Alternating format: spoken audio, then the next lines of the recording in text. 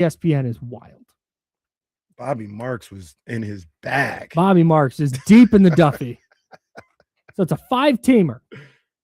The Hawks get Anthony Davis, Jonathan Kuminga, Buddy Hield, and Devin Carter.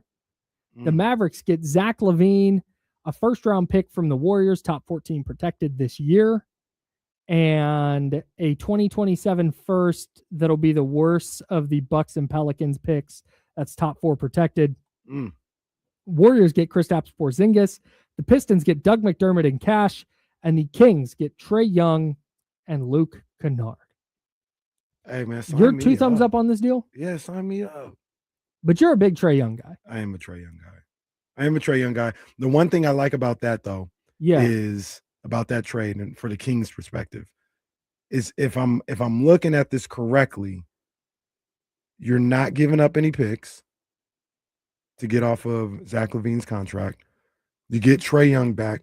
Trae Young, while he will be looking for a new deal, it doesn't have to be like the 4 or 5 year one. It could be a 2-year whatever deal where you can figure out if you want Trae Young here long term or whatever. And then, like I said, once again, you still have your picks. So you're going to have a top whatever pick this year. You have your 2027s. You got all this other stuff. Yeah, I like that. I think the question here is, if you're getting off of Zach LaVine's contract, getting off a player who's not part of your future, are you bringing in Trae Young and immediately giving him his max extension? Well, that's what I was saying. Like, I don't feel like you have to. I don't feel like you have to with Trae Young, just because I don't know what that market is going to look like. But like, I don't know he might. But is Trae Young going to get a 5-year deal somewhere this summer? He might. He might. But the way people are talking about Trae Young, I don't see it. He might wind up being the mind you. I think he should. Yeah, right. But I think in the new NBA, players like Trae Young, it used to be a forgive the pun, a layup. That Trae Young, he's getting you 25 and 11. Like, that's a max player. But I think with the aprons, I think teams are going to start being more selective about who they give max contracts to. The Spurs are in a little bit different spot because they have so many young players on rookie deals right now. That they could just say, here, De'Aaron, here's $60 million a year. But I think teams are going to look long and hard at a player like Trae Young and go, okay, what do we have to surround him with? Like, okay, he can be the driver of a very good team, but all right, we're going to need a dynamite rim protector who can also be an offensive threat in the pick and roll. That's not super easy to find. That's not super cheap. We're going to need draft capital. We're going to need to go get wings. We're going to need to go get defensive-minded guys. The Hawks have a bunch of those guys. Nickeil Alexander-Walker. You got Dyson Daniels there. They have the really high-quality secondary playmaker in Jalen Johnson, who they may want to just build around, which is why they may be getting rid of Trae Young. But it feels to me like Trae is going to become maybe the poster child, or maybe he becomes the first type of player who a team goes, yeah, we want him. We want to have our offense built around Trae Young, but we can only do that if he's making at 40 a year instead of 55 or 60, because the aprons do become prohibitive. Or you have teams not willing to go in and pay the first aprons the second, whatever it is. And I do, because I tend to agree with you. In the traditional sense, Trae Young is that player, like, get him in the door, pay him, and you figure the rest out. But are the Kings going to be a team that's like, we'll go first, second apron, whatever we got to do? I don't know. And see, I think the landscape, everything that you just laid out, will allow a guy like Scott Perry, who, from everything I hear, like, this is all a pipe dream, because I don't think he is interested in Trae Young. I disagree with Scott Perry on that. Like, I disagree. If I could get Trae Young, I've been on board saying, I'm going to go try and get him and figure it out. But say he did get traded here, the landscape of the NBA, the way you just laid it out, is I don't have to give him that.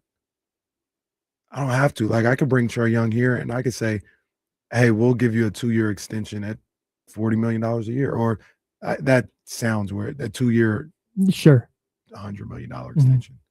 Like we'll get, but I'm not locked in to 5 years. You know what I'm saying? I think because you laid it out perfectly. Where is he going to get that 5-year, $220 million deal? I don't even know if that's the particular, but where is he getting that on the open market? Sure.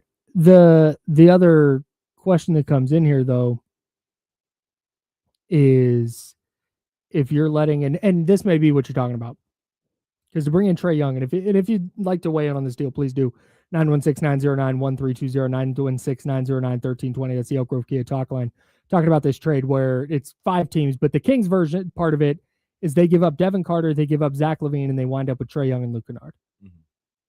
Are you pulling the trigger on that move? And the second thing is, are you then signing Trae Young to a max extension? Do you want to build around Trae Young? Is he going to be your franchise building block? And I guess this is kind of what you're saying is essentially Trae Young gets to free agency and says, okay, the Kings are offering me 4 and 160. But man, I've got that offer from a bunch of other teams and I don't want to be in Sacramento. So I'm out. That would be my fear in that deal. But at the same time, you're not giving up first round picks here. You're not giving up a high quality player that you really believe in. Right. Hope Devin Carter becomes a Hall of Famer. That'd be great for him. But I don't think the Kings view him as that type of asset very clearly. And you're giving up Zach LaVine, who's not part of your future anyway. Right. So like it's all gonna be a no lose situation. It's all gonna be a gamble. Like I don't think there's gonna be a trade that we talk about, whether real or fake, where we look at it and go, oh, rock solid, yeah, 100%. That's gonna be the move. But for me, the reason I lean yes on this, regardless of the money, is Trae Young is way better than any player you have right now. And I want Trae Young in the building. And I can figure the rest out. I agree. And if Trae Young winds up leaving or you wind up, because if you're acquiring Trae Young, I think if you're acquiring Trae Young, you're doing so with the intention of paying him whatever it's going to cost to keep him. And I'm of the belief that you can build around him. You just get that guy in the building because the scoring stuff is great, but his playmaking and his ability to get guys good shots, I think matters a lot. You preach as a choir. I know. It's just not. It's not that. Again, we're going back to conversations we've had, but when we talk about LaMelo Ball, John Morant, Trae Young is the one to me that I circle and it's like, okay, there are defensive deficiencies there that I know there are analytics and such that say he is a net negative player because of how poor he is defensively. Fine. If this is the move, it gets you off of Zach LaVine's contract, you bring in Trae Young and you see if it works. Yeah. Look, even quote unquote worst case scenario, Trae Young says, I'm getting deals everywhere else. I don't want to stay in Sacramento. You've kept all your draft picks and you've gotten off of upward, like indirectly from this trade and from other situations. You've gotten off of like almost $65-70 million. I mean, because you got Zach LaVine at 49. Tomorrow probably be gone. That's 20 something, even though it would have been 10 next year. Devin is another 5 to 8 or something like that. Like you've gotten off a boatload of money. And I'm saying Trae, like if Trae stayed, then obviously he kind of replaces Zach LaVine's number. Sure. But if he leaves, all right, we just kind of damn near cleared the books salary cap wise. Trae's got one more year after this? He's got one. I think it's a player option. Nah, I don't know. We could look that up. We can. We have the technology. Trae Young, 5 and 215. He's got a player option next year. Which I would imagine he's picking up 48.9. Yeah, I don't think he's declining it. He'd only decline it or rework it if he got the extension. Yeah. But if he didn't, like, yeah. Part of me, there's something that we talked a little bit about that kind of lingers in the air for me, because for a long time I was going through this viewing this like, hey, if I can get off Zach LaVine's contract, do that. That's not a part of your future. And again, it's not about Zach LaVine, the player, as much as it is just the financials of it and the financial reality of where the Sacramento Kings are at. The thing that sticks out to me that I don't think there was that report that it's up in the air whether Zach LaVine's even going to pick up his player option. Well, yeah. Or there's not clarity on whether he's going to do that. Because I saw the same report. We talked about it on here. I'd seriously consider if I was Zach LaVine and I was his agent, Rich Paul, or whatever. Like, bro, just get out of there. Just get out of there. Like, if they're not going to trade you, just leave. If you've got some inclination though that Zach LaVine's not picking up his option and he's going to become a free agent, I feel like I would use that to my advantage in the trade market. Like you could get an asset that, and maybe you viewed Trae Young as that asset, but I feel like there's different assets you could go get for that money. Maybe I'm telling people this is an expiring deal. You know, it's coming off your books. But that I think that type of deal is what you would be looking at with that. You wouldn't get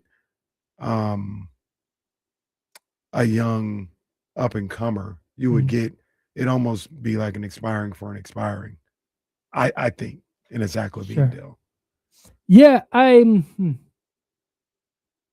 yeah. And that would probably be the second thing that you would want. The first thing you would want, and I'm just saying the type of player, not necessarily that everybody feels the same on this guy, but Jonathan Kuminga. You'd want to get a young guy that you think just needs a change of scenery and could be a star here. That would be for a Zach LaVine deal.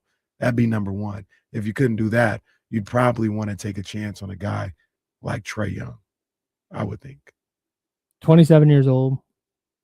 The other also, by the way, it might also be that there's a lack of clarity on Zach LaVine's player option in the context of he would not take it to sign an extension. Right. But anyways, what were you saying? I was just going to point out Ninja Style 916 said, did Bobby Marks report this mock trade on ESPN or a podcast or what? It was part of a story on ESPN's homepage. I think Bobby Marks wrote it, but he was just coming with these destinations for Anthony Davis. And this trade was one of them. He was just on NBA Today breaking down, going in depth, I guess, onto what his mock trade would look like. So it was Bobby Marks kind of making this. Yeah, we didn't do this. No. I wish I would have thought of this. This was a very, very good job by him. Yeah, man. I thought that was a fair trade for everybody involved. I will say, forget who the Warriors get. Porzingis. It's not the worst thing in the world. That's fine, and he's coming off the books too. That's true. That's an expiring deal. Yeah. I also don't know that the Hawks would be super interested in doing that because the Hawks are playing pretty well right now. Trae's not there though. I know. Is Porzingis playing? A little bit. The big picture thing, because it's pretty rare that a person suggests a trade and it happens. Like that exact trade happens. But I do think if we see the Kings involved in a deal, like we keep talking about DeMar DeRozan for player X or Zach LaVine for X, Y, and Z. I think if they get involved in a deal, it's going to be like this, where they're the third or fourth team that, okay, they just need Zach LaVine's contract or DeMar DeRozan's contract or Domantas Sabonis' contract to make this money work. And that's where, although I don't know if Sabonis is a make the money work player necessarily. Not now. And what I mean by that is not at this time of the year, maybe in the summer. Yeah. He's that type of guy. You facilitate him somewhere else and you just get some scraps or something like, or assets. Would you rather the Kings be involved in a deal like this where they get a Trae Young or they get like a couple of first round picks? And again, forgetting, I know that financially there's weird stuff there, but just in terms of assets, would you rather have Trae Young or would you rather have, let's say 2 first round picks that are those picks that are like lottery protected in 26, top 10 protected in 27, top 3 protected in 20, that kind of deal? I'm gonna get off the fence. Yeah, please. I'd probably want Trae Young. Okay. I'd want Trae Young.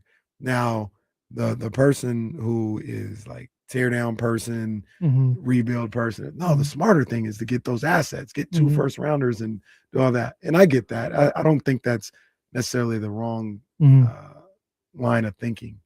But I feel like in a deal like this, you could get Trae Young and you can still be on the timeline to get the young players that you want. You're not giving up no draft picks. So I can get Trae Young, which I think James talks about this often, and I agree with him. It doesn't feel like it could just all be draft picks. Like you're gonna get 7 draft picks, and that's how you build your roster. One of these acquisitions has to be in a trade where you get some young guy or a disgruntled guy, and you pair that up with a bunch of other young guys. And I feel like Trae Young could be that type of guy. The motivation for me to get draft picks would be once the books are clear, you have a bunch of picks that you can use to go out and get a like real player where you might not use all those picks to, you want, James said there's almost no deal he would make for the Kings 2026 pick. Because I asked him, so we were going through, we were going through, and if you're just tuning in, I'm Kyle Matson, filling in for Damian Marling. I'm a host of the Insiders with James Am. And James talked about the potential of going and getting, can you be a little more proactive and see if the Pelicans want to move Herb Jones and Trey Murphy? And can you go get those guys, take Zach LaVine, and attach a couple of future picks and go get them and maybe accelerate the rebuild a little bit. I think that's an interesting idea. Yeah. And then we got to a world where the Kings do this trade. They bring in Trae Young, Zach LaVine's out the door. Maybe Dennis Schroeder and DeMar DeRozan go out in smaller deals where maybe the Kings get picks as the primary assets. Yeah. So you have Trae Young, Keon Ellis, Keegan Murray, Domantas Sabonis. Would you then, and I'm asking you now, would you then be willing to part with your 2026 if it meant you could get Herb Jones and Trey Murphy to put around a Trae Young, Domantas Sabonis led offense? And again, I don't even know if you could do that without giving up Sabonis. Obviously, talking hypothetical. You're talking in season and not before the draft. Yeah. Okay, just making sure because if like before February 6th, you know what draft it. Man, I probably would. Trey Murphy. Trey Murphy can go, man. Trey, outside of I watch a lot of college basketball and I like a lot of these young guys. Outside of the top like 3 or 4 guys, I don't know if any of those guys are going to be better than Trey Murphy. Okay, Trey Murphy is nice. That's it. That's what this is just vibes. This is all vibes. This is not. That feels like the exact type of move that we hear was on the table. We're not. But we heard Kings 2026 and whatever money to get Trey Murphy and Herb Jones was on the table, and the Kings chose not to take it. And instead they drafted, what's my guy at Tennessee? Amen. Yeah, and he's talented, but he makes me a little nervous. Instead they drafted him, and he can't play. He's not very good. And man, if they had just traded the pick, like that feels like the thing we would be talking about on the radio in 2029. Yeah. You know? Yeah. And again, that's just a feel. I have no way of knowing that for sure. But that's what, but again, then you watch AJ DeBounce and it's like, ooh. I think he's the guy. Just real quick, we're not going to dive super far into the draft, but in watching the little bit that I've gotten to watch, he's the one guy that jumps out as, oh, that might be like a franchise-changing player. That might be a Jason Tatum level franchise-changing player. You know what's funny about him is I feel that way about him. And they have comparisons to like T-Mac, right? But when I watch him right now, he's not the greatest three-point shooter. And I just think, I'm like, oh, they're going to light his ass up in about 2 years in the NBA. Well, he's a mid-range guy, and that's not where the game is anymore. That's not where the game is. I'll be like, come on, man. Like this. Gonna be playing for the Kings with Jonathan Kuminga. He's shooting 32% from three. I mean, this style of play just doesn't work anymore. I already know they're gonna do that to him. It's already happening.